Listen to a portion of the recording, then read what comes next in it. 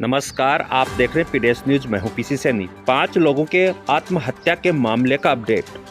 अंत्योदय नगर आत्महत्या मामले में आया मोड़। मृतक परिवार के मुखिया की जेब से भी मिला सुसाइड नोट। कल महिला के पास मिला था सुसाइड नोट। अपने परिवार और ससुराल के लोगों पर लगाया परेशान करने का आरोप। 50 लाख रुपए हजम करने का लगाया इल्जाम। एडिशनल एसपी, सीओ सिटी कोतवाली और सीओ गंगा शहर के नेतृत्व में एसपी ने गठित की एसआईटी। बीकानेर में कल एक ही घर में 5 लोगों के सुसाइड मामले में नया मोड़ आ गया है, जहां अब एक सुसाइड नोट के बाद दूसरा सुसाइड नोट भी सामने आया है।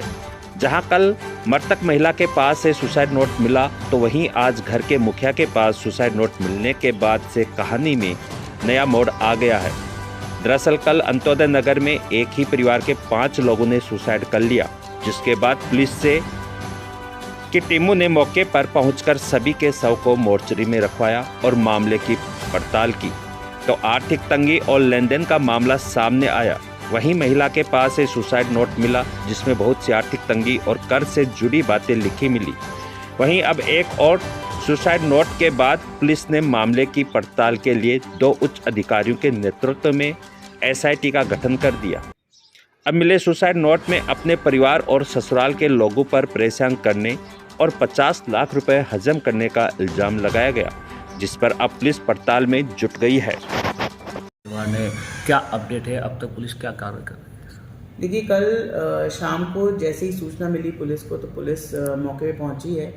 सारे सीनियर अधिकारी, मैं, आईजी साहब भी मौके पे गए। हमारी एमआईओ यूनिट्स, एमओबी, एफएसएल और डॉग स्क्वाड ने भी साइंटिफिक तरीके से पूरे घटनास्थल का निरीक्षण किया है।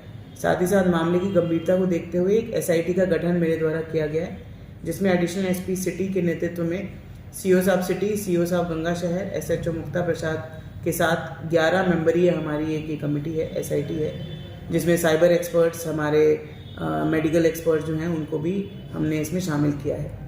कल एफएसएल के द्वारा जब प्रारंभिक घटनास्थल का निरीक्षण किया गया है, तो एक सुसाइड नोट मौके से बरामद हुआ है, जो प्रथम दृष्टया विमला देवी द्वारा लिखा गया प्रतीत होता है, और उसमें अपने परिजनों पर धमकाने का, परेशान करने का और पैसे संबंधी कोई बंटवारा में पैसे नहीं देने का और बार बार पैसे मांगने का, इस तरीके का आरोप लगाया है, जिसकी वजह से उन्होंने लिखा है कि हम सबको मिलकर ये कदम उठाना पड़ा।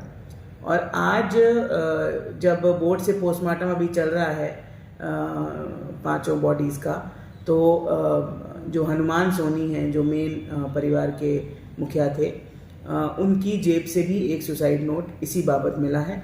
उस सुसाइड नोट में भी परिजनों पर परेशान करने का, बंटवारे के टाइम पे कोई पैसा नहीं देने का, इस तरीके के आरोप लगाए गए हैं। दोनों ही सुसाइड नोट को एसआईटी द्वारा विधि अनुसार जब्त किया जाकर उनको एफएसएल से परीक्षण कराकर, और अन्य जो भी हमारे पास साक्ष्य हैं, आज पोस्टमार्टम होगा, मेडिकल ऑफिसर से, जूरिस्ट से, बोर्ड से राय लेकर आगे का अनुसंधान बिल्कुल साइंटिफिकली और सभी एंगल्स पर सबूतों को साथ में लेकर किया जाएगा। जी, जिस सुसाइड नोट में नाम आया है, जिनका आपने लिखा है अपने परिजनों का, उन पर अभी तक कोई कार्रवाई की गई हुई है? उनसे पूछताछ जारी है और लगातार हम ये देखेंगे कि भाई किसका कितना क्या रोल था, क्या एविडेंस आता है, और उस हिसाब से आगे की कार्रवाई करेंगे।